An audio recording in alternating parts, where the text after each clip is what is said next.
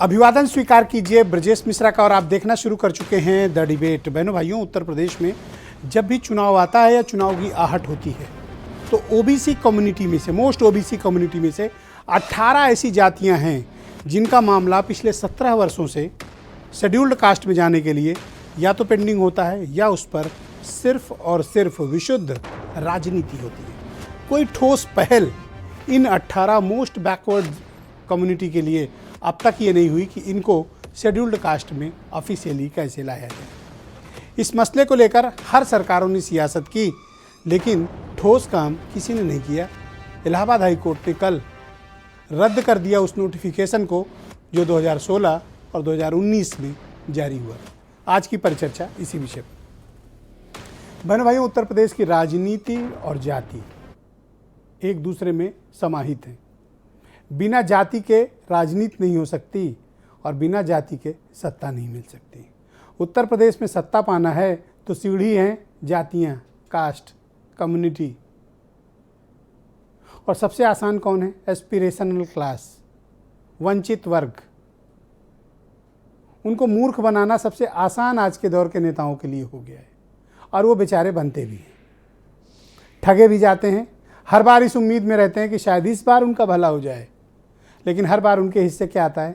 धोखा। झूठ बोलना एक कला है और नेता इसमें पारंगत हैं। और झूठ को सच मान लेना जनता की फितरत है और वो भी वैसे ही करते हैं। नेता अपनी फितरत में रहते हैं और जनता अपनी फितरत में। नेता झूठ बोलता है क्योंकि उसके पास वो आर्ट है और जनता उसके झूठ को सच मानती है, ये भी एक आर्ट है। वरना कोई कारण नहीं है कि पिछले 17 वर्षों से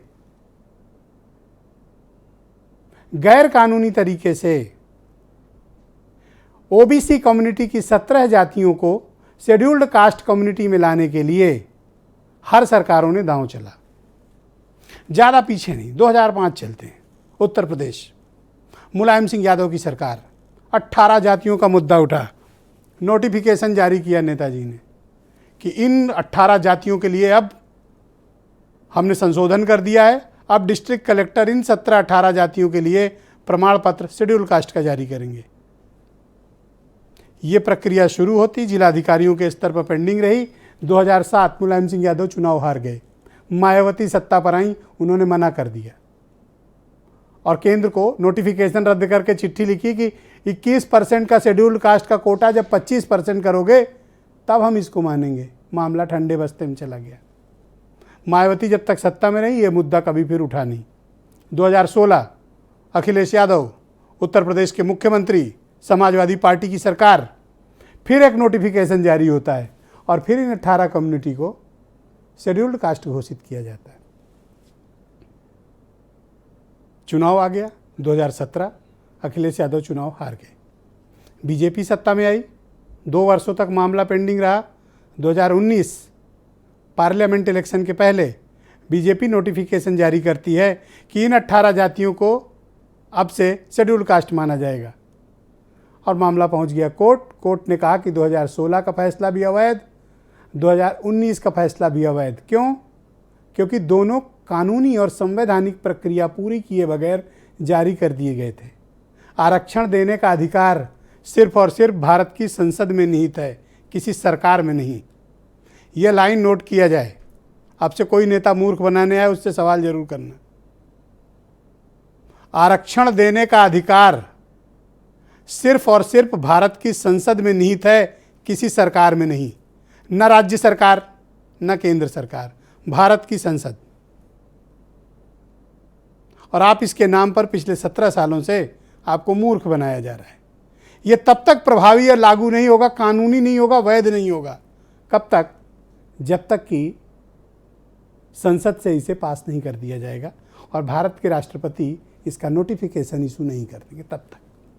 इसके पहले और इसके आगे या पीछे की गई हर बात बेईमानी है, हर बात झूठ है। ये बात अच्छे से दिमाग में फिट कर लीजिए। इसलिए जब चुनाव आएंगे इन 18 जातियों को तुरंत एक झउए में रख के कहा जाएगा कि इनको हम शेड्यूल कास्ट बनाएंगे। बनते नहीं बेचारे, मूर्ख बन जाते हैं।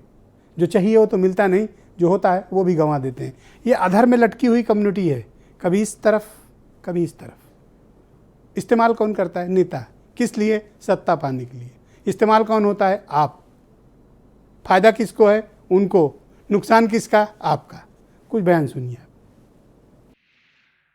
सपा सरकार ने अनकॉन्स्टिट्यूशनल मतलब गैर संवैधानिक तरीके से इन जातियों के साथ नाइंसाफी करते रहे 30 सालों से। अब इस मामले में मुख्यमंत्री के साथ मिला हूँ और इस मामले में अब हम ही सामाजिक न्याय मंत्री हैं, इनका समाज कल्याण मंत्री हैं, उनसे बात होगी। एक पत्र यहाँ से भेजा जाएगा और संविधान में मिला हुआ जो मेरा आरक्षण है और संविधान की सूची में जो लिखा हुआ है, हमें अब संविधान वाला चाहे बेईमान वाला नहीं चाहिए। बेईमान वाले किनारे लग गए और संविधान वाले के लिए हम गृहमंत्री और प्रधानमंत्री से भी मिलेंगे। जो पावर केंद्र सरकार को है, अगर उस पावर का इस्तेमाल राज्य सरकार करना चाहे तो असंवैधानिक हो जाता है और उसी का नतीजा रहा है कि हाईकोर्ट ने उस फैसले को रद्द कर दिया है, जो नोटिफिकेशन सरकार ने बराबर हर समय पर जारी करते रहे हैं। ये स्पष्ट है कि किसी भी जाति को किसी श्रेणी में खड़ा करना है तो पहले उन जातियों के कोटे को उन जातियों में सम्मिलित करना चाहिए और वो तभी हो सकता है जब केंद्र सरकार इसमें हस्तक्षेप करे, लोकसभा में उसको पास कराए और राज्यसभा में पास कराए और अनुसूचित जाति जनजाति आयोग से सहमति ले, फिर RGI register general of India पर पंजीकृत कराए, उसके बाद राष्ट्रपति जी का मोहर लगवाकर जियो जारी कराए। मुख्यमंत्री योगी आदित्यनाथ जी ने भी ये नोटिफिकेशन किया था कि हाँ इन्हें 80 में जाना चाहिए। तो अगर भारतीय जनता पार्टी की मंशा है कि इन जातियों का 17 जातियों का भला हो जाए, ये 80 में भेज दी जाएं, तो आज केंद्र की सरकार भी संजोग से भारतीय जनता पार्टी की है। तो भारतीय जनता पार्टी को योगी जी नहीं कर पा रहे हैं तो मोदी जी कर सकते हैं। तो आज की परिचर्चा बहनों भाइयों बहुत ही महत्वपूर्ण है और इस चर्चा को हम आगे बढ़ाएंगे। संजय निषाद पार्टी के राष्ट्रीय अध्यक्ष, उत्तर प्रदेश में कैबिनेट मिनिस्टर हैं, मेरे साथ मौजूद हैं। जनवादी पार्टी के अध्यक्ष संजय चौहान हैं।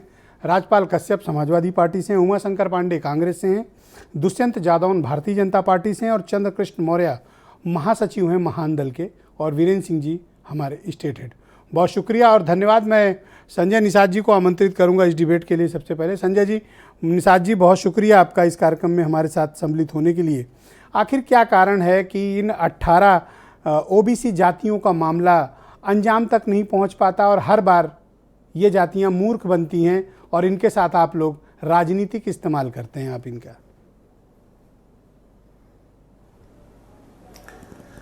पहले तो आपके चैनल को बधाई दूंगा कि इस पर चर्चा में लाए हैं कि ये जातियां पहले तो अंग्रेजों से लड़ी, अंग्रेजों से सताई गई, फिर जो देश आज़ाद हुआ फिर इन पिछली सरकारों के द्वारा इन्हें भ्रमित किया गया।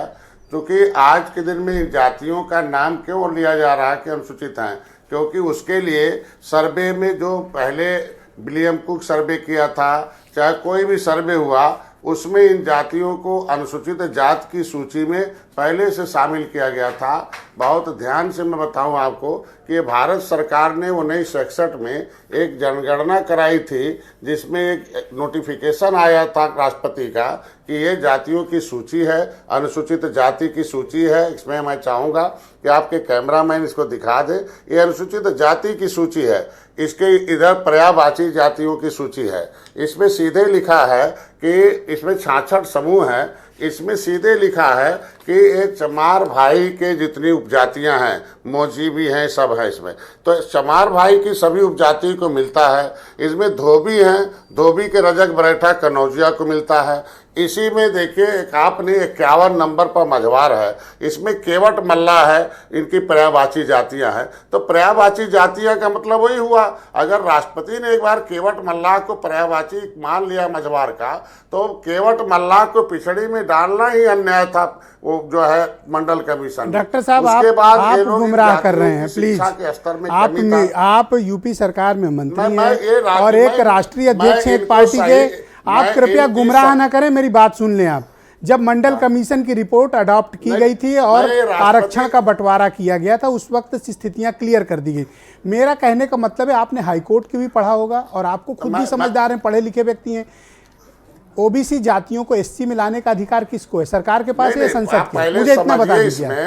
पहले इसमें जब आपने मंडल कमीशन को अडॉप्ट कर लिया तब इसकी कोई वैल्यू नहीं। समुदाय नहीं जाना, नोटिफिकेशन जारी होंगे वो रद्द होगा। पहले दिन जब से मैं अपने, आप समझने ही नहीं चाहते प्रॉब्लम मैं ये कह है। रहा हूँ आज के दिन में उसके लिए आप मैं समझा रहा हूँ। देखिए आप गलत समझे। आप मुझे केवल ये बताइए, एक चीज सुनिए आप, ना वो अनुसूचित में मामले को घुमाइए नहीं, क्योंकि 17 सालों से कुछ सिर्फ इनको घुमाया जा रहा है। आप मेरी बात सुनिए, आप क्यों नहीं, उत्तर प्रदेश में भी सरकार है, एक मिनट सुनिए तो, ये सूची है, आप सुन तो लो। आप उत्तर प्रदेश में भी बहुमत में हो, आप दिखाइए पहले, बात तो सुनो पहले इसको दिखाइए। दिखा रहे हैं, अनुसूचित नहीं, मैं अरे सुन तो लो, इसको सुन लीजिए। ये हाई कोर्ट की मानोगे कि नहीं मानोगे? तो ये 66 समूह है। आप गुमराह कर रहे हो असल में। नहीं, हाई कोर्ट ने आप गुमराह कर रहे हो, अल्लाह के नाम से आप गुमराह कर रहे हो। मैं हाई कोर्ट को धन्यवाद, आप गुमराह कर रहे हो, हाई कोर्ट को धन्यवाद दूं, आप गुमराह कर रहे हो, धन्यवाद दे रहा हूं। मैं फिर कह रहा हूं आप गुमराह कर रहे हो, धन्यवाद दे रहा हूं ना। मैं कह रहा हूं उत्तर प्रदेश में आप बहुमत, मैं एकदम सही राह बता रहा हूं। आप सुन तो लो मेरी बात, मैं कह रहा हूं मेरी बात तो सुनो। ये देखिए सूची है, ये अनुसूचित यही दिखा दिखा के तो आप वोट ले रहे हो। सूची है देखिए, और ये 17 सालों से ओबीसी कम्युनिटी ठगी जा रही है, और ठग कौन रहे हो? आप लोग ठग रहे हो। अब आप सुनने को भी तैयार नहीं हो। आप सुन तो लो तसल्ली से, सुन तो लो। मैं सही बात, आप एक बात बताओ, मैं उत्तर प्रदेश में आप बहुमत में हो, हाँ या ना? पहले मेरी बात सुन, आप सुन लो पहले मेरी बात। आप मेरे केवल इतना बता दो, बहुमत में हो या नहीं हो? बहुमत में हो, बहुमत में हो या नहीं? देखिए बहुमत में और दिल्ली में बहुमत है या नहीं है? तो संसद से पास करा दो ना, बात खत्म। हाँ है, संसद से पास करा दो, बात खत्म। मैं कह रहा हूँ उस पे काम हो रहा है। जब किसी कौन सा काम हो रहा है? 17 सालों से तो मैं देख रहा हूँ। मेरी बात, और आप यही लिस्ट दिखा के हर बार वोट ले लेते हो। अब बेचारे ठगे कौन जाते हैं? ये 18 जाती हैं। यही मैं कह रहा हूँ, सदन से पास कराओ, सदन से रहे थे, इसीलिए किसी की भी सरकार हो, मैंने तो सबका नाम दिया। जा रहा हूं ना, ये काम तो मुलायम सिंह जी के टाइम से शुरू हुआ था। मैं कह रहा हूं अभी तक, मैं कह रहा हूं कि मुलायम सिंह की गलती थी, केंद्र में सरकार थी कांग्रेस की, इनके तो अब गलती सुधार लो ना, इनके सहयोग से चल रही थी। आप सुधार लो, क्यों नहीं कर? आप सुधार लो। हम सुधारने के लिए काम कर रहा हूं। आज ही अभी एबीजी मिला हूं, अब मोदी जी अमित शाह से मिलूंगा, सदन में लाऊंगा इससे। ये बात आप मुझे तब कह रहे थे चुनाव के टाइम में, दिखा रहा हूं कि ये कागज वैलिड नहीं है। डॉक्टर साहब, आप पढ़े लिखे आदमी हो, आप चैनल पे गुमराह ना करो किसी को। ये इनवैलिड हो चुके हैं, चैनल नहीं, पहली बार ये इनवैलिड हैं। 75 और कोर्ट ने इनको इनवैलिड करार दे दिया जो आप दिखा रहे हो। आरजीआई ने पहली बार माना कि केवट मल्ला मझवार है। नहीं, मैं कह रहा हूँ केवट मल्ला को पहली बार आरजीआई ने मांगा, मल्ला मझवार है। तो अब जब मान लिया आरजीआई ने, तब हम सदन में लेके जाएंगे ना। तो सदन से देखो, मैं आपको एक काम करता हूँ, जो थावरचंद गहलोत, एक सेकंड सुनिए। थावरचंद गहलोत जब केंद्रीय सामाजिक अधिकारिता मंत्री थे, तब भी यह मुद्दा 2019 में उठा था, आपको याद होगा।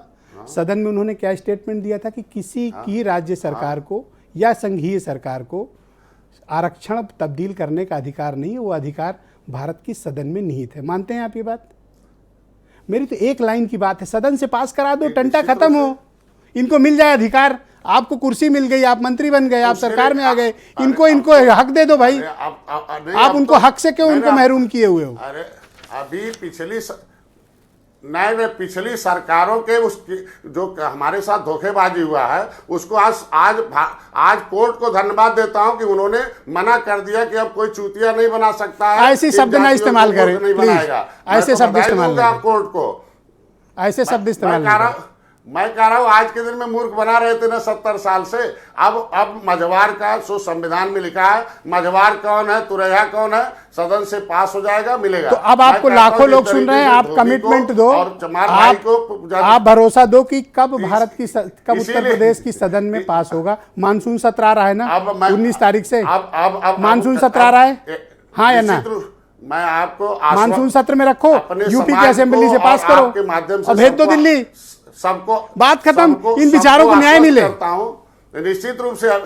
आज ही मिला हूं, मैंने कहा आज पत्र भेजवाइए दिल्ली में, सदन में आवाज उठे और सदन से पारित हो, केंद्र से पारित हो। मैं यही चाहता हूं, तो मैं भी उसी लिए हूं। लेकिन सपा ने बजा के रखा था, गुमराह करके रखा था, छुट्टी मिला था ना जाएंगे दिल्ली।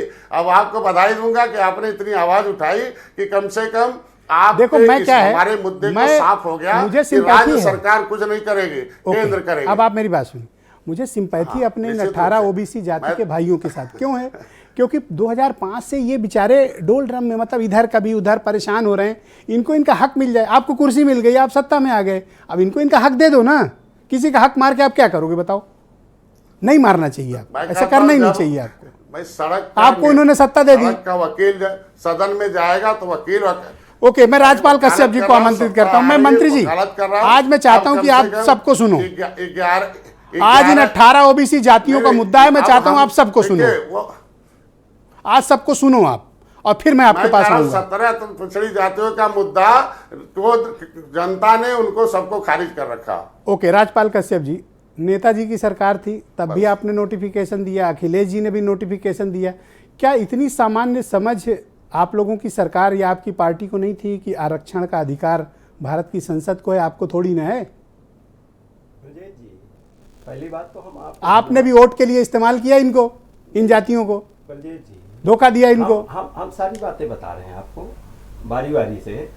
ब्रजेश जी, पहली बात तो हम आपको धन्यवाद देते हैं, कम से कम उन वंचित जातियों का आपने अपने प्लेटफॉर्म। अरे मुझे बड़ी पीड़ा है इन लोगों के लिए, मन बड़ा दुखी रहता है मेरा इनके लिए। धन्यवाद देता हूं, कम से कम इन 17 जातियों को जो जिनकी कोई नहीं सुन रहा था, आपने टीवी चैनल अपने, इसीलिए तो आपकी पहचान है कि जमीन की बातें आप उठा के ले आते हैं। और ये मामला बहुत पुराना है। ये देखिए, ये 17 जातियां बहुत पहले से संघर्ष कर रही हैं, और ये 1950 की सूची में इन्हीं की उपजाति 4 जातियां ऑलरेडी अनुसूचित जात में हैं। और जिस अनुसूचित जात में है, और साथ ही साथ में, जैसे मैं केवल सरल भावना में समझाना चाहता हूं, जैसे ब्राह्मण है, ब्राह्मण में मिश्रा, शुक्ला, तिवारी, पांडे, दुबे, लेकिन जाति तो ब्राह्मण हुई इनकी ना। ऐसे क्षत्रियों में उसी तरीके से ये गोंड जाति भी अनुसूचित जाति में है, मझवार जाति भी अनुसूचित जाति में है, पहले से है, 1950 की सूची में है। और पासी भी जाति अनुसूचित जाति में है, शिल्पकार भी है, और तुरैहा भी है। इनको जात प्रमाण पत्र उत्तर प्रदेश और देश में सब जगह मिल रहा है। इसी जातियों में ना कि शामिल किया था उत्तर प्रदेश की सरकार ने, माननीय अखिलेश यादव जी ने इन जातियों के, 17 जातियां नहीं हैं, उपजातियां हैं, मिला के हो जा रही 17, इन जातियों में परिभाषित करने का काम किया था, ना कि शामिल करने का काम किया था। दूसरी बात, ये जो हमारे डॉक्टर साहब बैठे हैं, ये सीधी सीधी बात करें, डबल इंजन की सरकार डबल बार आ गई। अरे डबल बार में भी भारत की पार्लियामेंट में कितना टाइम लगता है? आप ले जाइए। आप क्यों गुमराह कर रहे हैं? आप जिस तरीके से भ्रमित कर रहे हैं, आपने अमित शाह जी को बुलाया, कहा आरक्षण की घोषणा होगी, आरक्षण नहीं मिला, लोग, समाज के लोग नाराज हुए। फिर इन्होंने कहा नहीं, अब ये हो जाए चुनाव, अगली सरकार बनेगी तो मिल जाएगा। तो क्या कब तक गुमराह करते रहोगे? कब तक आप? तो एक काम करो ना, अभी मानसून 17-19 तारीख से, तो समाजवादी पार्टी क्यों नहीं प्रस्ताव लाती? ले आए, नहीं पास करा के भेजिए। नहीं देखिए, आप पास करा के यहाँ से भेजिए, समाजवादी पार्टी साथ में खड़ी रहेगी। तो आप ही प्रस्ताव पेश कर दो। नहीं, ये प्राइवेट मेंबर बिल ले आओ। समाजवादी पार्टी को जब मौका मिला है इन जातियों के उत्थान के लिए, और उन्होंने जितनी कलम में ताकत हुई उतनी कलम की ताकत का प्रयोग करते हुए, चाहे 17 जातियों को अनुसूचित जाति में परिभाषित किया हो। आप भी गुमराह कर रहे हैं। ना, आप गुमराह कर रहे हैं, आप गुमराह कर रहे हैं। आपके कलम की ताकत की जरूरत ही नहीं, सदन में आपके वोट की सदन में ही पास किया था, सदन से पास करिए, दिल्ली भेजिए, सदन में पास, भारत की संसद से पास करा दीजिए, बात खत्म। उसके बाद में भेजा, और ये 5 साल जवाब दाखिल करने नहीं गई बीजेपी सरकार, और एक बार कोर्ट ने फटकार भी लगाई, और फटकार लगाने पे इन्होंने आनंद फानन में जियो योगी जी ने जारी कर दिया, जिसको फिर अपने ही लोगों से ले जाके, ये जियो इलीगल हैं, जी कोई वैल्यू नहीं ने जो जारी किया, उसमें डॉक्टर संजय निषाद जी भी होर्डिंग लगा के बाबा ही लूट रहे थे, अनिल राजभर भी होर्डिंग लगा के बाबा ही लूट रहे थे। मैंने सदन में पूछा, तो 2005 और 2016 में आपने भी तो वाहवाही लूटी? नहीं, आपने क्या नहीं लूटी? इनकी तो केंद्र में भी सरकार है, हमारी तो जितनी सरकार में ताकत थी, इन जातियों को जो लाभ दे सकते थे, आपको एक मिनट लेंगे। बालू खनन, मोरंग, तालाब, सिंघाड़ा, मछली पालन और पट्टे देने का काम माननीय मुलायम सिंह यादव जी ने किया। Thank you. इनको 87 योजनाओं में 7.5% आरक्षण माननीय अखिलेश यादव जी ने दिया। चाहिए, वो कैसे मिलेगा? शेड्यूल कास्ट में ये बताओ। महर्षि कश्यप महाराजा निषाद राज की जयंती मत्स्य पालन को Thank कृषि you. का दुष्यंत दर्जा, जादव जी को लाया लेकिन जाए। BJP Thank you. सरकार ने सब Thank छीनने you. का काम Thank किया you. है। Thank you. बीजेपी थैंक सरकार यू, ने सब छीनने थैंक यू। का। दुष्यंत डॉक्टर जादव, साहब बताएं, भारतीय जनता सीधी-सीधी पार्टी के बात। नेता, बहुत शुक्रिया बीजेपी आपका। सरकार राजपाल के जी प्रवक्ता बताएं सहयोग करें, कि कृपया आरक्षण सहयोग लागू करें। करेंगे कि नहीं डिबेट लागू में करेंगे? सहयोग करें, समाज की डिबेट है, सब लोग सहयोग करें। दुष्यंत जादव भारतीय जनता पार्टी के नेता हैं। दुष्यंत जी, बहुत शुक्रिया आपका। ये नोटिफिकेशन जारी करने से क्या फ़ायदा? ये तो जनता को मूर्ख बनाने वाली बात हो गई। जब सबको पता है और भारत सरकार सदन के भीतर कह चुकी है कि आरक्षण में किसी भी प्रकार का संशोधन या ओबीसी जातियों को एससी में लाने का अधिकार सिर्फ भारत की संसद के पास है, तो ये नोटिफिकेशन क्यों जारी करते हो बार बार? सदन से पास करो, अब तो बहुमत है।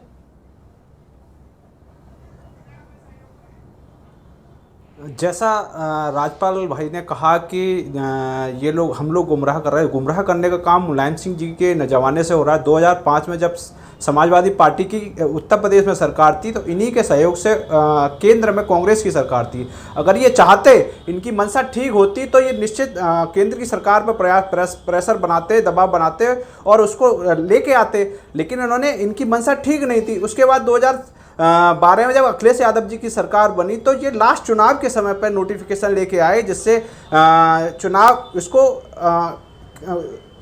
नोटिफिकेशन लाने का आप कब लेके आए थे? 2019 में आप भी चुनाव के पहले नोटिफिकेशन लाए थे, लेकिन इनका तो आप कैसे पवित्र हो गए? नहीं, अब सरकार उस पर विचार कर रही है और निश्चित सरकार सब लोगों से विधिक राय लेकर इस पर काम कर रही है और आगे भविष्य में अब विधिक राय लेंगे। जब वोट मांगना था तब नोटिफिकेशन, फर्जी नोटिफिकेशन जारी कर देते हैं आप सभी पार्टियां, और आप कह रहे हैं कि हम विधिक राय लेंगे। क्यों विधिक राय लोगे भाई? नहीं, जब हाईकोर्ट ने कुछ टिप्पणी करी है, जब हाईकोर्ट ने टिप्पणी की है तो उस पर विधिक राय लेके केंद्र तो को हमारा भेजा जा मेरा एक सकता है, सुझाव उस पर सुनो विधिक दुष्यंत राय जी, ली जाएगी। हाईकोर्ट एक ने सॉलिड टिप्पणी सुझाव करी है, सुनो जो मैंने संजय निषाद को भी दिया और जी। राजपाल कश्यप को, आपको भी। यूपी के असेंबली से पास करिए, कैबिनेट ले जाइए, सीधे भेजिए दिल्ली भारत की संसद में, वहाँ से ये पास हो जाए, नोटिफिकेशन जारी, सबको हक मिल जाए। आपको सत्ता मिल गई, उनको उनका हक मिल जाए, जातियों को। यही तो मांग रहे हैं हम, और क्या मांग रहे हैं?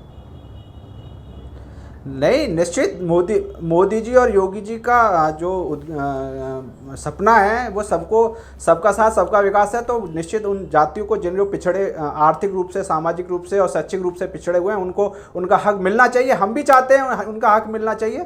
तो ये प्रोसेस और कब उसके से लिए स्टार्ट काम भी करेंगे? कर आप रहे हैं। सत्तारूढ़ दल हैं, आप बताइए ये प्रोसेस कब से स्टार्ट होगा? आज वादा करो। निश्चित ही इस पर काम चल रहा है और आगे आने वाले मानसून सत्र में इसकी आपको सुनाई भी देगा और दिखाई भी देगा। संजय चौहान, जनवादी पार्टी के राष्ट्रीय अध्यक्ष, बहुत शुक्रिया संजय जी कार्यक्रम में शामिल होने के लिए। संजय चौहान जी, मैं आपसे जानना चाहता हूं कि ये जो नोटिफिकेशन निकाल कर जनता को मूर्ख बनाया जा रहा है, इसका आप लोग विरोध क्यों नहीं करते हो और इसमें सिर्फ वोट ले लेते हो आप लोग? और बेचारे 18 जातियाँ कभी इधर भागते हैं, कभी उधर भागते हैं, कहीं इनके सर्टिफिकेट वैलिड, कहीं इनवैलिड, परेशान है ये सब, और आप लोग सिर्फ वोटों की फसल। क्या है, मतलब क्या चाहते हो आप लोग? देखिए, मतलब मेरी पीड़ा समझो आप। जी मैं समझ रहा हूँ और अच्छा है कि आप इन जातियों की पीड़ा को अपने प्लेटफॉर्म पर रख रहे हैं। और सच में ये सारी जातियाँ राजनीति का शिकार तो हो रही हैं, बट इन्हें अधिकार नहीं मिल रहा है। पिछली सरकारों ने इतना तो माना कि ये जातियों का शैक्षणिक और सामाजिक और आर्थिक स्तर अनुसूचित जात के समान है, इसलिए अनुसूचित जात में रहना चाहिए। बीजेपी की सरकार आई, 5 साल 5.5 साल हो गया, आयोग बनाती है, कभी सामाजिक न्याय समिति बनाती है, और यह भी चाहते हैं कि इन्हें अनुसूचित जात में शामिल किया जाए। तो सब कानून तो बनाने का अधिकार इनके पास है, ये बनाते क्यों नहीं? ये कानून बना करके इन जातियों को अनुसूचित जात में शामिल क्यों नहीं करते? मेरा भी ऑब्जेक्शन तो यही है ना संजय जी, और ये कि आप इसलिए नहीं, नोटिफिकेशन सिर्फ क्यों जारी करते हो? सदन से पास करो।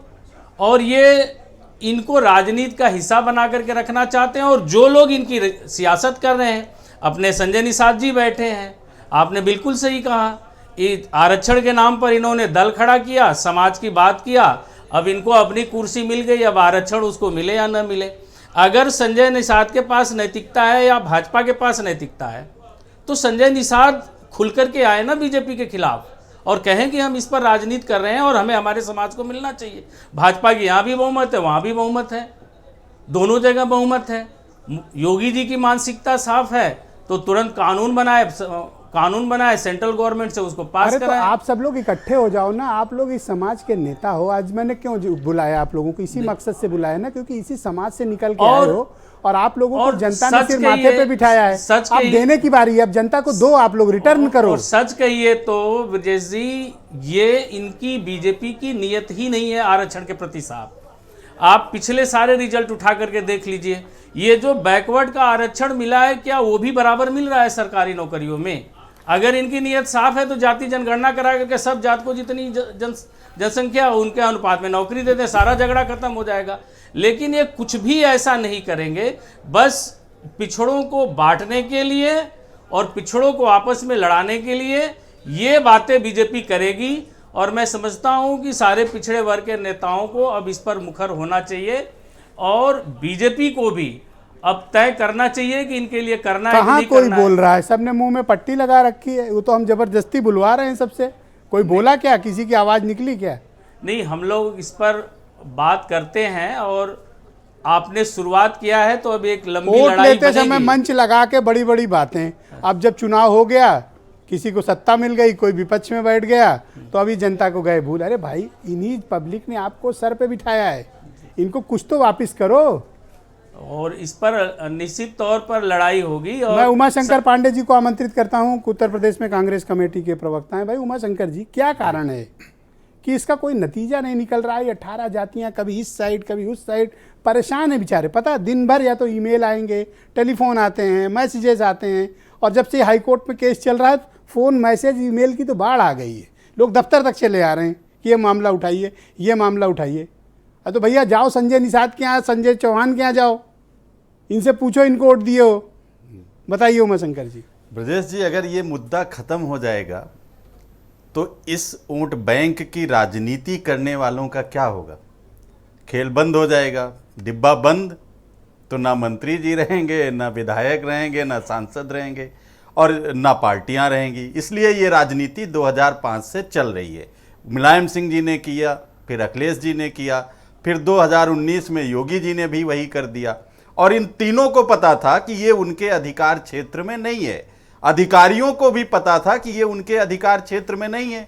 और हाई कोर्ट गया, हाई कोर्ट में योगी जी की सरकार के महाधिवक्ता ने, ब्रजेश जी, हलफनामा दिया कि हाँ, हम जानते हैं कि ये हमारे अधिकार क्षेत्र में नहीं है। अच्छा, तो हलफनामा दिया? हलफनामा दिया। महाधिवक्ता, योगी जी की सरकार के महाधिवक्ता ने हाई कोर्ट में हलफनामा दिया कि ये मेरे अधिकार में नहीं है कि इन 18 जातियों को हम एससी में शामिल कर पाएं। और आप बताइए, इसके बाद भी 2019 लोकसभा चुनाव के पहले ये ड्रामेबाजी की गई। और इसी ड्रामे के पीछे छिपकर देखिए संजय निषाद जी आज कैबिनेट मिनिस्टर बन के बैठे हैं। ये तो आपकी जलन बोल रही है, नहीं, क्योंकि वो नहीं, मंत्री हमारी बन गए तो आप जलन जल नहीं। गए हो। नहीं, जल भून देखिए, गए हो। संजय निषाद जी एक पिछड़े समाज का व्यक्ति मिनिस्टर बन गया तो आपको दर्द हो गया। नहीं, हमने तो कितनों को मिनिस्टर बनाया, हर समाज का बनाया। सर्वांगीण विकास और सबका विकास, अंत्योदय से लेकर सर्वोदय तक की भावना ही कांग्रेस की सोच रही है। और आप बताइए ब्रजेश जी, मोदी जी कहते हैं मैं ओबीसी समाज से आता हूं, 8 साल तक वो प्रधानमंत्री रह लिए, पूर्ण बहुमत की सरकार है और 3/4 है बहुमत सदन में, क्यों नहीं पारित करा दिया उन्होंने? उनको तो पता है ना, मोदी जी को तो पता है ब्रजेश जी कि संसद ही कानून बनाकर इनको एससी सूची में शामिल कर सकती है। तो फिर मोदी जी का अगर मन होता और संजय निषाद जी की भी अगर इच्छा होती तो ये मोदी जी से कह देते। पहले भी तो मोदी जी से मिलके आए थे, अमित शाह जी से संजय निषाद जी मिलके आए थे, हम सबने देखा था। और संजय निषाद जी ने कहा भी था कि हम मिलके आए हैं, आरक्षण लेकर रहेंगे। अब ये मंत्री बन गए तो आप सब लोग इनको घेर रहे हो, वरना नहीं, कोई हम नहीं घेर पूछता। नहीं रहे हैं, हम इनको याद दिला रहे हैं कि जिस जाति के सहारे, जिस जाति की राजनीति करके आप यहां तक पहुंचे हैं, उन्हीं जातियों को आपने धोखा दे दिया, उन्हीं को आपने किनारे कर दिया। अरे आप बन गए, परिवार में और विधायक सांसद हो गए, लेकिन उन लोगों का क्या हुआ जिनके विश्वास के दम पर संजय निषाद जी आप यहां तक पहुंचे? और साथ ही साथ ब्रजेश जी, योगी जी से जरा पूछ लीजिए जानते हुए क्यों नोटिफिकेशन किया, अखिलेश जी से पूछ लीजिए कि क्यों जानते हुए उन्होंने नोटिफिकेशन किया। Thank you. और मोदी जी Conclude करें। क्यों इसको लोकसभा में बिल लाकर क्यों इसको पारित नहीं करा रहे हैं, ये प्रश्न। बहुत शुक्रिया आपका। मैं चंद्रकृष्ण, ये निषाद समाज और डिबेट ये के नेक्स्ट राउंड में बाकी केवल बात सैंडविच कीजिएगा। फुटबॉल बनने के लिए हैं? चंद्रकृष्ण इन मौर्य लोगों मेरे के साथ बीच मौजूद में? हैं, महान दल के जनरल सेक्रेटरी हैं। बहुत शुक्रिया मौर्य जी इस कार्यक्रम में शामिल होने के लिए। आखिर ये क्यों नतीजे पे नहीं पहुंच पाता इन 18 ओबीसी जातियों का मुद्दा, जिन्हें शेड्यूल्ड कास्ट का सर्टिफिकेट या शेड्यूल्ड कास्ट का हक मिलना चाहिए? कारण क्या है?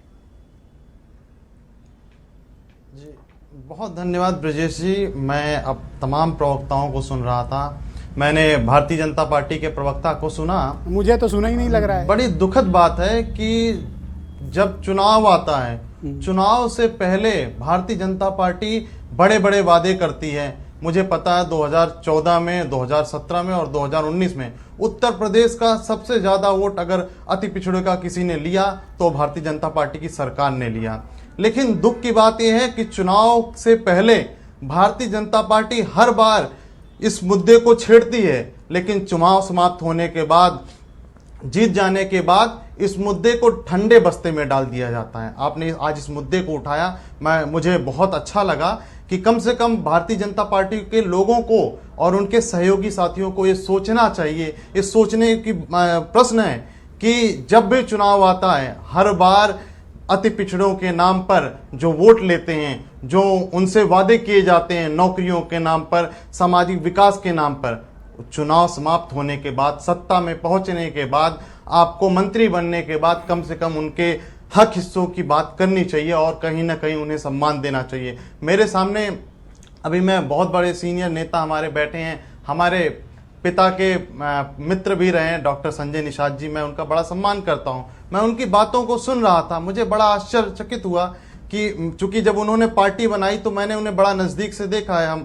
हम दोनों पार्टियों का गठबंधन रहा है, महान दल और निषाद पार्टी का शुरुआती दौर में गठबंधन रहा है। मैंने देखा है कि जिन मुद्दों को लेकर उन्होंने राजनीति शुरू की, आंदोलन किया, अति पिछड़ों के नाम पर आंदोलन किया, अपनी पार्टी को मजबूत किया, बेटे को सांसद बनाया, खुद मंत्री बने, एक बेटे को विधायक बनाया, लेकिन सत्ता में आने के बाद आज अपने फायदे के लिए कहीं ना कहीं समाज को, पिछड़ों को, दलित को कहीं ना कहीं गुमराह करने का प्रयास कर रहे हैं। मैं उनसे ये निवेदन करूंगा, उनका छोटा होने के नाते उनसे निवेदन करूंगा कि कहीं ना कहीं दलित पिछड़े आज उनका हक हिस्सा जो वंचित कर रही भाजपा सरकार, उसको दिलाने का काम करेंगे। और एक महत्वपूर्ण प्रश्न और, एक महत्वपूर्ण बात और कि आज जिस मुद्दे को लेकर भारतीय जनता पार्टी इतना तूल बना रही है कि सुप्रीम कोर्ट ने इस जो एप्लीकेशन था उसे खारिज कर दिया, नहीं, सुप्रीम कोर्ट ने बल्कि ये कहा है कि जो आप यहाँ अर्ध पिछड़ों को आप शामिल कराना चाहते हैं, आरक्षण के नाम पर सुप्रीम कोर्ट मौर्य जी कहीं से बाधा नहीं है, अनुसूचित जाति में डालना ये संसद चाहते से हैं। पास कर दें, कानून बन जाएगा। सुप्रीम कोर्ट कहीं कोई बाधा नहीं है। बिल्कुल, मैं भी उसी बात पे आ रहा हूं। बिल्कुल, आज भारतीय जनता पार्टी की सरकार केंद्र में भी है और प्रदेश में भी है। अगर भारतीय जनता पार्टी की नीयत है, साफ नीयत है कि वो चाहती है कि वोट लेने का बाद उन अति पिछड़े समाज के हक हिस्से के लिए काम करे, बहुत शुक्रिया तो आपका। उसकी सरकार, डिबेट के नेक्स्ट राउंड में आपकी बाकी विचारों को भी छोटी सी मैं मेरी बात समाप्त होने वाली है जी, खत्म करें। थोड़ी सी 1 मिनट की बात Okay, मेरी go पूरी ahead, जान दी, go मैं ahead. 1 मिनट का समय चाहता हूं। दोनों सरकार है, केंद्र में भी है और प्रदेश में भी है। अगर भारतीय जनता पार्टी चाहती है कि उनको हक हिस्सा मिले तो केंद्र सरकार कानून बनाकर दलित पिछड़ों को और अति पिछड़े जातियों में आने वाली 18 जातियों को हक हिस्सा देने का काम करे, अन्यथा वो लॉलीपॉप देकर हर बार की तरह से। बहुत शुक्रिया आपका वीरेंद्र जी। मैं आपसे जानना चाहता हूं कि ये बार बार नोटिफिकेशन जारी करके अधिकारी लोग और जो सरकारें हैं या जो पॉलिटिकल पार्टीज हैं, ये तो अपना मतलब निकाल लेते हैं, ठगे तो इसमें ये गरीब जाते हैं ना बेचारे, ना ओबीसी रह पा रहे हैं, ना ये एससी बन पा रहे हैं, ये जाएं कहाँ? देखिए, ये जातियों का जो पूरा खेल है ये चुनाव में वोट लेने के लिए है, और भारत जैसे विशाल देश में हजारों की संख्या में जातियां हैं, हम लोग तो जान भी नहीं पाएंगे, लेकिन नेताओं के उनके नाम रटे हुए हैं, वो एक तरफ से नाम ले लेते हैं, वो उनके बीच रहते हैं, उनकी सियासत करते हैं।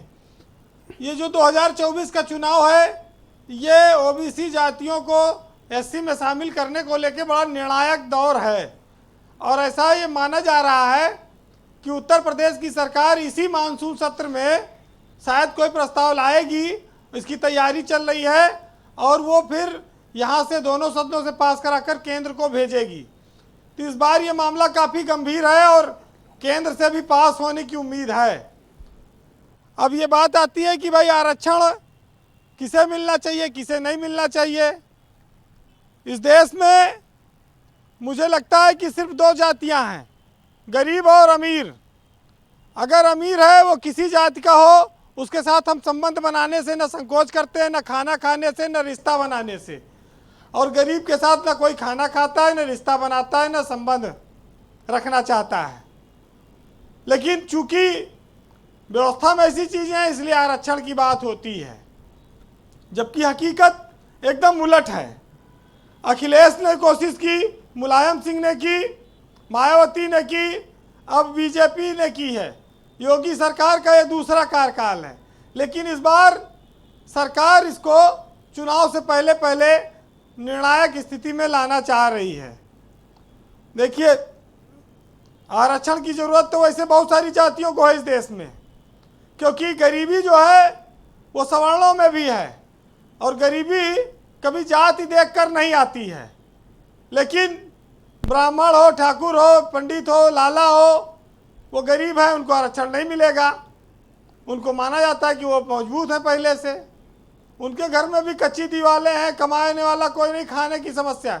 लेकिन चूंकि व्यवस्था ऐसी है, अब जो जातियां बहुत पिछड़ी हैं आज़ादी के बाद से, उनको भी उनका हक मिलना चाहिए। 75 साल की आज़ादी में हम आज आरक्षण की बात करते हैं, आज भी उसी पर टिके हैं।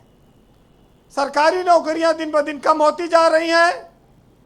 आरक्षण देकर खाली राशन फ्री का तो दिया जा सकता है, इसके अलावा मेडिकल, इंजीनियरिंग, तमाम सारी शिक्षाएं हैं। पास करने के बाद अगर हुनर होगा तो चलेगा, जब नौकरी नहीं रहेगी तो आप नौकरी नहीं पाएंगे। तो कारपोरेट में तो आरक्षण लागू होता नहीं है, प्राइवेट सेक्टर आपको आरक्षण देगा नहीं। तो ये बड़ी एक विचित्रता है ब्रजेश जी कि आरक्षण कब तक कायम रहेगा, कब तक रहना चाहिए और कौन कौन इसका पात्र है, इसको लेकर बड़ी सारी चीज़ें ऐसी आती हैं जिन पर हम आप विचार ही कर रहे हैं, देखते आ रहे हैं, कुछ हो नहीं रहा है।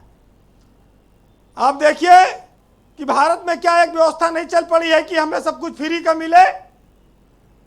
क्या पढ़ाई लिखाई, लैपटॉप, राशन, बिजली, सिंचाई का पानी सब फ्री की व्यवस्था शुरू नहीं हो गई है?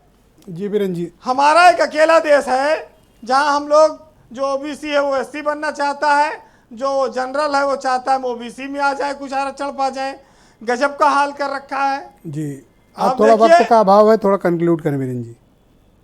देखिए, अगर आरक्षण की बात आती है तो महिलाओं को भी 33% आरक्षण मिलना चाहिए और वो हर जात की महिलाओं को मिलेगा, उनका जीवन सुधर जाएगा। करेक्ट। बहरहाल डॉक्टर अंबेडकर ने लिखा है, इस देश के लिए, समाज के लिए क्या खतरा है, सुनिएगा कि न भ्रष्टाचार खतरा है, न अत्याचार खतरा है, ऊंच नीच भेदभाव ने भारत पर खतरा है। न कोई हिंदू खतरा है, न कोई मुसलमान खतरा है, हजारों साल की गुलामी के फिर भी जाति का कचरा है। न नक्सलवाद खतरा है, न आतंकवाद खतरा है, इस पावन मातृभूमि पर बस जातिवाद खतरा है। बहुत शुक्रिया आपका बीरेन जी, बहुत बहुत धन्यवाद। डॉक्टर संजय निषाद, उत्तर प्रदेश सरकार में मिनिस्टर और निषाद पार्टी के राष्ट्रीय अध्यक्ष। संजय निषाद जी, आपको बेहतर से पता है और नहीं पता तो फिर मैं बता दे रहा हूँ, और भारत सरकार के एक मिनिस्टर के सदन में दिए गए स्टेटमेंट के हवाले से बता रहा हूँ कि जातियों की सूची में कोई भी बदलाव केवल संसद द्वारा पारित कानून से ही किया जा सकता है। और ये बात थावरचंद गहलोत ने सदन के भीतर कही थी। क्या इतनी सी बात को समझाने के लिए इतना बड़ा वितंडा रचा जाना चाहिए, जबकि आपको बेहतर से पता है कि अगर सदन से ये पारित हो जाए, कानून बन जाए, तो उन वंचित लोगों को उनका हक मिल जाए। आप इनको इनका हक दिलाने की पैरवी क्यों नहीं कर रहे हैं?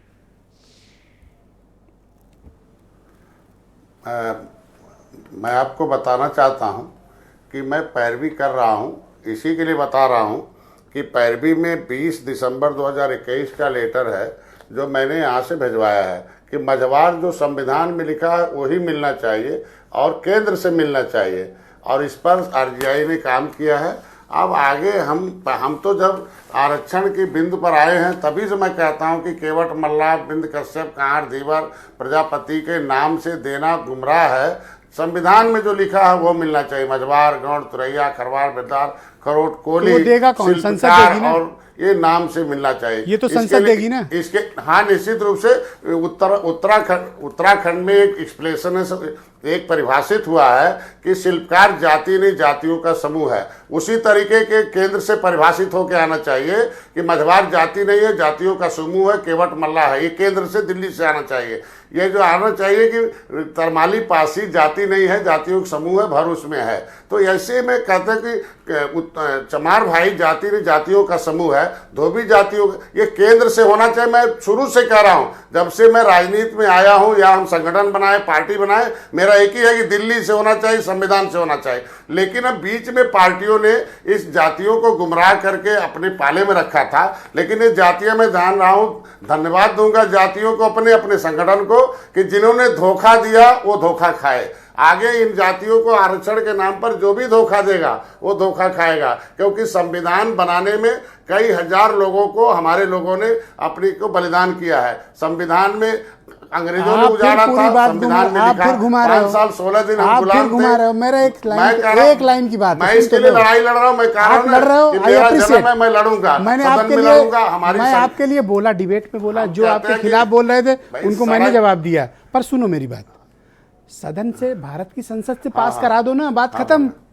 यही तो कह रहा हूं उतनी देर से, एक लाइन की बात, संसद से पास कराओ।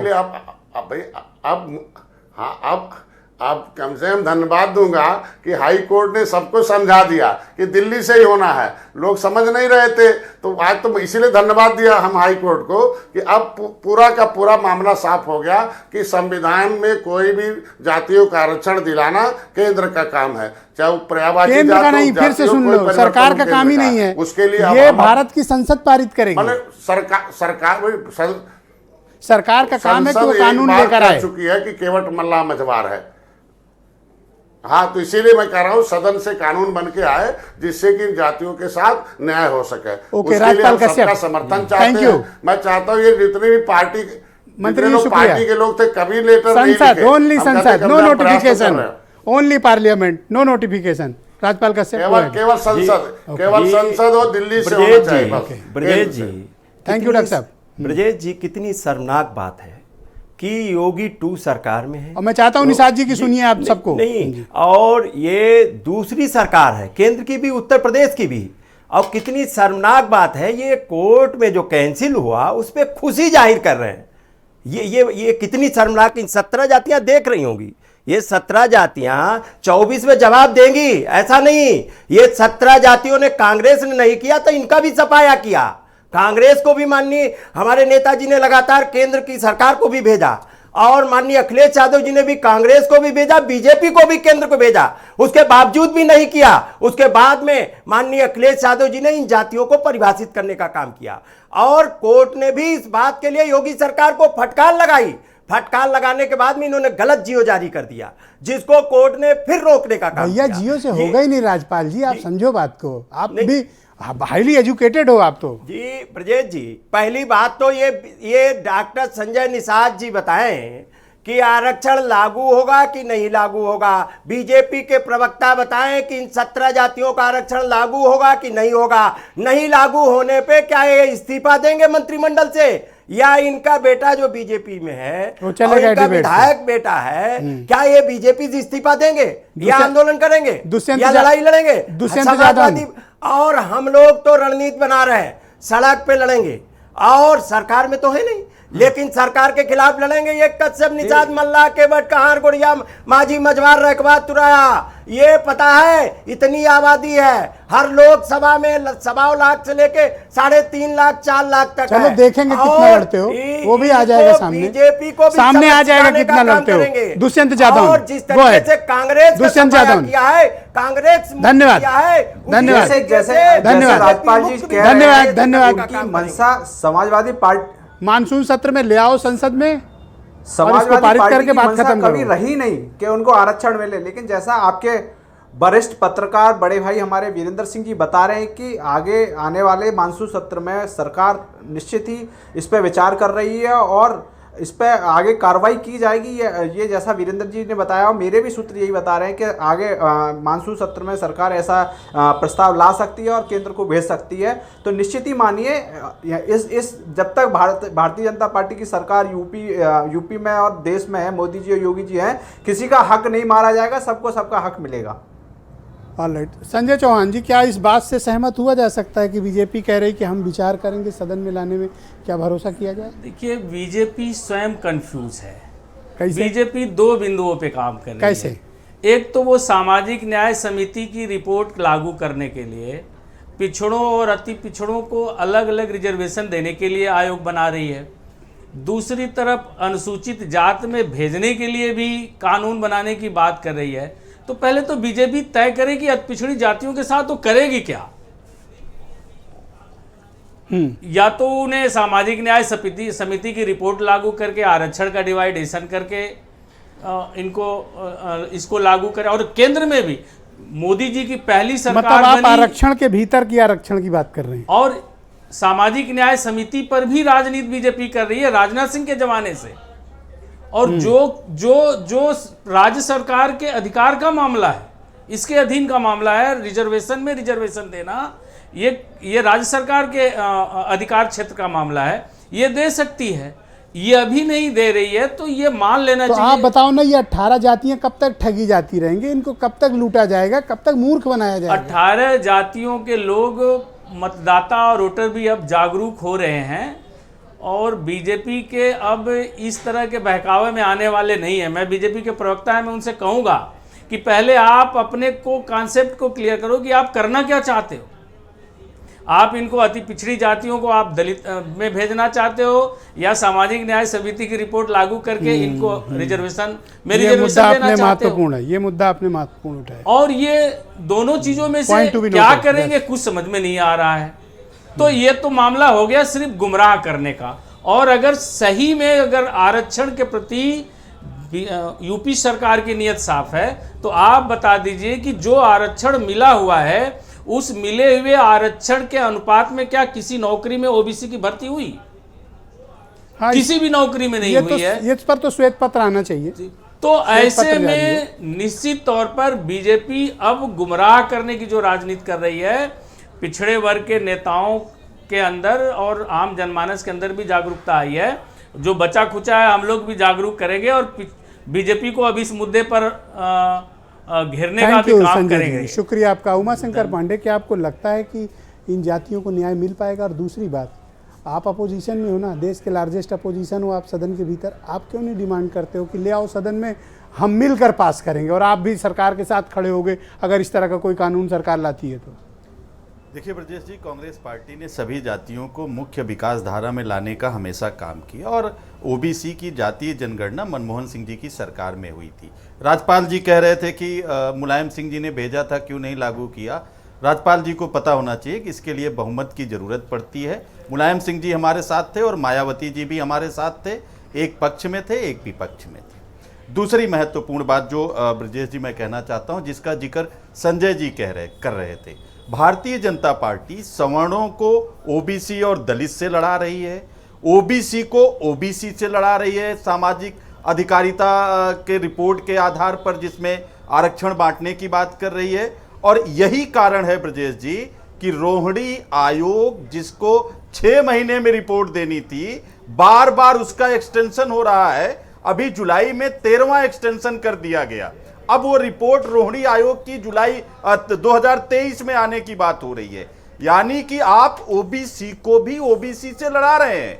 3 कैटेगरी बांटने की बात ओबीसी में आप कर रहे हैं, तो यादव कुर्मी इनको आप लड़ा रहे हो अति पिछड़ा की दूसरी जातियों से, इन्हीं राजभर से, निसार से, मल्लाह से, कुहार से, सबसे आप लड़ाना चाह रहे हो। और दूसरी तरफ आप उन्हीं को आरक्षण देने का ढोंग कर रहे हो। ये दोनों काम क्यों कर रहे हैं? सुनो, आज एक इंटरेस्टिंग बात बताएं। मैंने ओम प्रकाश राजभर जी को कई बार टेलीफोन कराया कि आज आओ डिबेट में, नहीं आया। नहीं आएंगे, नहीं आए तो नहीं आए। जी जी, कसम खा ली पिता पुत्र ने कि आज डिबेट में नहीं बैठना है। बिल्कुल। और देखिए कितने बार टेलीफोन कराया पर दोनों लोग टस से मस्त नहीं हुए। हाँ बिल्कुल। एक बोले थोड़ा तबीयत ढीली है आज, और एक बोले आज हम दौरे पे हैं। आपने देखा कि आपने संजय निषाद जी से कहा कि आज बताइए कब तक आप लागू करवाएंगे, उन्होंने उस पर कोई जवाब नहीं दिया, क्योंकि उनको अपनी जातियों के नाम पर सत्ता की मलाई चाहिए थी, वो उनको मिल गई। उनके अंदर ये क्षमता नहीं है कि वो मोदी जी और अमित शाह से कह के कोर्ट में अगर बीजेपी लेकर आती है, इस पर कोई कानून लाती है सदन के भीतर, तो कांग्रेस का रुख क्या होगा, स्पष्ट करो। देखिए, भारतीय जनता पार्टी पहले अपना कंफ्यूजन दूर करके बताए कि वो करना क्या चाहती है। वो ओबीसी की जातियों को आपस तो में संजय चौहान की गेंद खेल रहे हो। ना ना ना ना, अपनी गेंद खेलो। नहीं, देखिए संजय चौहान की गेंद क्यों खेल रहे हो? ब्रजेश जी, देखिए भारतीय जनता पार्टी ओबीसी विरोधी है, दलित विरोधी है, सवर्ण विरोधी है और महिला विरोधी भी है। याद करिए, दलितों को हमने आरक्षण दिया, तब यही लोग तब यही लोग चंद्रकृष्ण मौर्य करते थे। थैंक यू पांडे जी, बहुत शुक्रिया। चंद्रकृष्ण मौर्य जी, आप मुझे बताइए कि इस पूरे मामले को कैसे हम अंजाम तक पहुंचाएं और कैसे इन अपने ओबीसी भाई बहनों को हम न्याय दिलाएं, इनको इनका हक मिले। आप लोग देखिए क्या है, कोई सांसद बन गया, कोई विधायक बन गया, आप लोग भी चुनाव लड़े, नहीं जीत पाए, अपोजिशन में चले गए, जो जीत गए उनको सत्ता मिल गई, लेकिन उसको गरीब को क्या मिला? कुछ नहीं मिला, वो वही फटे हाल है, और आप लोग मौज में जी। और आपके चाचा और आपके चचेरे भाई सबको बुलाया, राजभर जी को आए ही नहीं डिबेट में। अब मैं उनके बारे में नहीं कह सकता, लेकिन ये एक गंभीर मुद्दा है। हम सभी जितने भी दलित पिछड़े लोग हैं, हम सभी को ये बात सोचनी होगी कि जब से देश आज़ाद हुआ है तब से लेकर इस बारे में चर्चा होती चली जा रही है, लेकिन अब तक इस पे कोई कंक्लूजन नहीं निकला। अभी मैं 1 घंटे से बीजेपी के प्रवक्ता को सुन रहा था, डॉक्टर चौहान साहब ने, संजय चौहान साहब ने कहा कि 1 घंटे के डिबेट में ये नहीं समझ में आया कि भारतीय जनता पार्टी के प्रवक्ता और भारतीय जनता पार्टी की एलआई पार्टी के राष्ट्रीय अध्यक्ष संजय निषाद जी ने ये बात अब तक नहीं बताई कि वो करना क्या चाहते हैं। वो चाहते हैं कि ये 18 जातियां एससी में जाएं या ना जाएं, लेकिन मैं अपनी बात संक्षेप में कहकर समाप्त करूंगा कि वो भारतीय जनता पार्टी जो सत्ता में आने से पहले जातिगत जनगणना की बात करती रही, वो आज 8 साल सरकार में हो गए, दोबारा उत्तर प्रदेश में रिपीट हो गया, अब तक जातिगत जनगणना नहीं कराई। और क्या किसी को उम्मीद हो सकती है भारतीय जनता पार्टी से कि वो 18 इन जातियों को एससी में शामिल करेगी? नहीं, सिर्फ वोट लेने के लिए, चूंकि लोकसभा चुनाव आने वाला है। इस मुद्दे को राजनीतिक मुद्दा बनाने के लिए, क्योंकि जितने दलित पिछड़े अल्पसंख्यक हैं, भारतीय जनता पार्टी कहीं न कहीं से नाराज है, उनसे, उनकी कार्यशैली से नाराज है, और वो चाहते हैं एक बड़े विकल्प के, एक नए विकल्प के बारे में, इसलिए वो सब भारतीय जनता पार्टी को छोड़ना चाहते हैं। तो ये एक सिगुफा, एक लॉलीपॉप देकर उन्हें रोकने का प्रयास है। पब्लिक को पहले क्यों नहीं बताते हैं कि ये ना तो लखनऊ कर सकता है, ना दिल्ली की सरकार कर सकती है, ना कोई जियो कर सकता है, ना कोई नोटिफिकेशन कर सकता है। 18 जातियों को ओबीसी में से एससी भेजने का अधिकार सिर्फ भारत की संसद को है। एक लाइन की बात है जी। नहीं, बिल्कुल संसद, देखिए आज भारतीय जनता पार्टी की सरकार है, पूर्ण बहुमत की सरकार में सांसद 3 तलाक के मुद्दे भारतीय जनता पार्टी ने फैसला सुनाया, कानून बनाया, धारा 370 हटाई। उसी तरह इस मुद्दे को भी अगर भारतीय जनता पार्टी गंभीरता से ले तो मुझे लगता है कि बहुत जल्दी इस पर निर्णय लिया जा सकता है और इन सभी जातियों को एक सम्मानजनक स्थिति में पहुंचाकर उनको लाभ दिया जा सकता है। लेकिन भारतीय जनता पार्टी की नीयत ही नहीं है कि कहीं से भी। राजपाल कश्यप कुछ कहना चाहते हैं? Yes, 20 second only. Rajpal ji मेरे पास सिर्फ 20 सेकंड उसे वोट लेना का। राजपाल जी 20 सेकंड। ब्रजेश जी, जादव जी तैयार रहिएगा। ब्रजेश जी, डॉक्टर संजय निषाद जी छोड़ के चले गए, इसके मतलब ये अरे राजभर जी तो नहीं आए, मैं कितना बुलाया। राजभर तो इसीलिए इन जातियों का कुछ होने वाला नहीं है। बीजेपी सरकार कुछ नहीं करने वाली है, गुमराह कर रही। भाई हमारा वाई कैटेगरी लेके के मंत्री हैं, कैबिनेट के मंत्री हैं, स्पष्ट नहीं बता पा रहे थे कि होना है कि नहीं हो रहा है, और बीजेपी के प्रवक्ता भी नहीं बता पा रहे। ये 17 जातियों को जिस तरीके से ठगने का काम डॉक्टर संजय निषाद जी और बीजेपी ने किया है, ये 17 जातियां जवाब देंगी 24 में। और दुष्यंत जी 10 सेकंड आपके पास, माननीय अखिलेश यादव, मुलायम सिंह यादव, राजपाल जी थैंक यू, बहुत शुक्रिया आपका। मेरे पास वक्त बहुत कम बचा है। उमाशंकर पांडे जी ने कहा कि 2005 में मुलायम सिंह जी ने केंद्र के लिए, यूपीए के लिए भेजा, लेकिन उस वक्त समाजवादी पार्टी और बसपा एक पक्ष में था, एक विरोध में था। तो इन्होंने दलित ओबीसी वर्ग के हितों को न ध्यान रखा, अपनी सरकार बचाने का काम किया और ये सरकार बचा गई। बहुत बहुत शुक्रिया, धन्यवाद, धन्यवाद, बहुत बहुत धन्यवाद। मैं आप सबका बहुत आभार प्रकट करता हूं। बहुत बहुत शुक्रिया। Debate over. थैंक यू, बहुत बहुत शुक्रिया, बहुत बहुत धन्यवाद आप सभी का इस परिचर्चा में शामिल होने के लिए, और डॉक्टर संजय निषाद का भी धन्यवाद कार्यक्रम का हिस्सा बनने के लिए। बहनों भाइयों, सिर्फ एक लाइन की बात है, ना कोई नोटिफिकेशन, ना कोई जियो। जब तक भारत की संसद से कानून नहीं पारित होगा तब तक ओबीसी की इन 18 जातियों को शेड्यूल कास्ट में नहीं गिना जाएगा। आपके सर्टिफिकेट इलीगल हैं, अवैध हैं। इसलिए जब संसद पास करेगी तभी कानून बनेगा और तब आपका सर्टिफिकेट वैलिड माना जाएगा। ये एक लाइन की बात है, इतना समझ लीजिए, बाकी सब पॉलिटिक्स है। नमस्कार, धन्यवाद।